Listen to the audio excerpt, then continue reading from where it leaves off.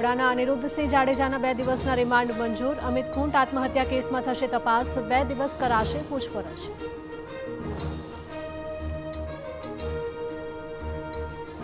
વાઘોડિયા અને પંચમહાલમાં પડ્યો વરસાદ. વાઘોડિયામાં ગરબા ગ્રાઉન્ડમાં ભરાયું છે પાણી, તો સુરતમાં પણ વરસાદ બાદ ભરાયા છે પાણી.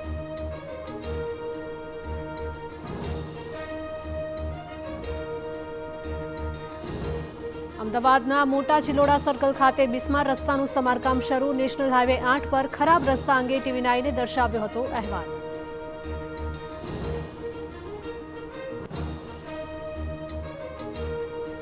અમૂલની 700થી વધુ પ્રોડક્ટ્સના ભાવમાં ઘટાડો થયો. દૂધમાં લીટરે ₹3 તો ઘીના ભાવમાં પ્રતિ લીટરે ₹40નો ઘટાડો.